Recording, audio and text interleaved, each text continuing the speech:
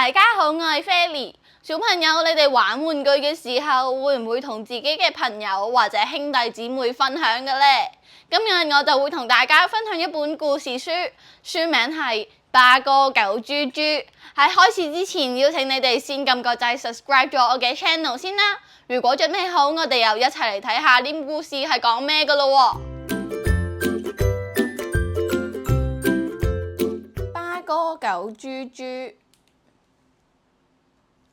呢隻係八哥狗豬豬，我不得不說佢貪心又自私，唔理喺所有事情都係啊！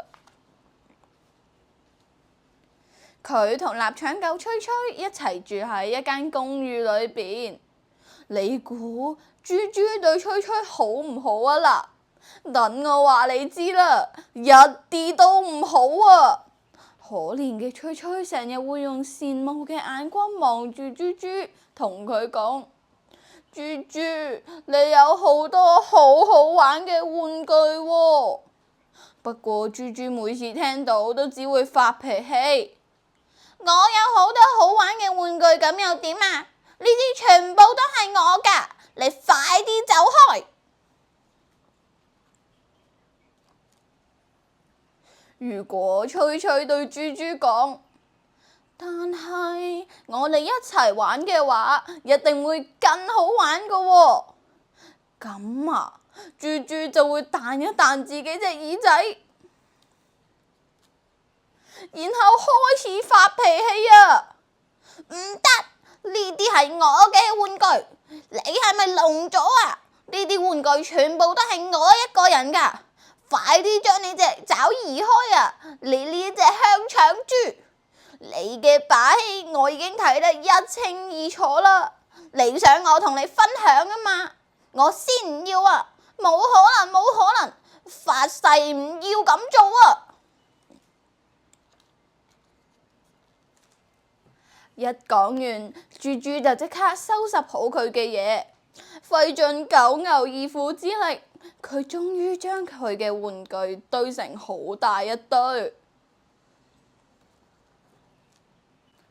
堆成高高嘅一座小山之後，豬豬就露出微笑，爬咗上去，然後喺高處大嗌：你睇下，而家你就攞唔到我嘅戰利品啊！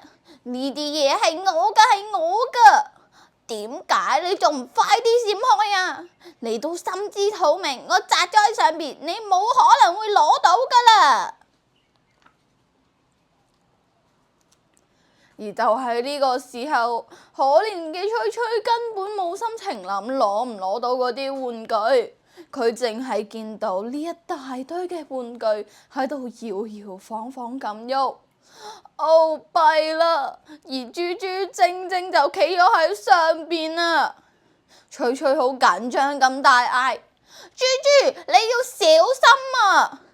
但係太遲啦。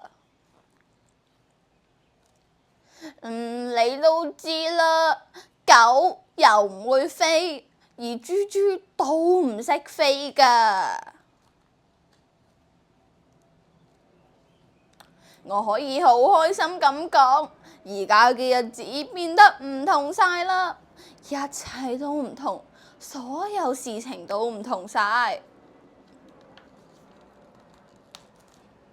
冇錯啊，而家豬豬會分享玩具啦，吹吹變成咗佢嘅好朋友，兩個人總會一齊玩。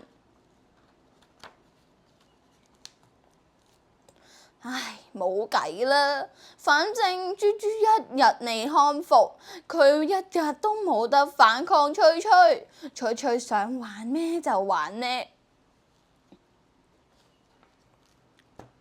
咁今日呢本故事就講完啦，記住 like、share 同埋 subscribe 我嘅 channel， 有咩都喺下面留言話俾我知㗎。咁我哋下條片再見，拜拜。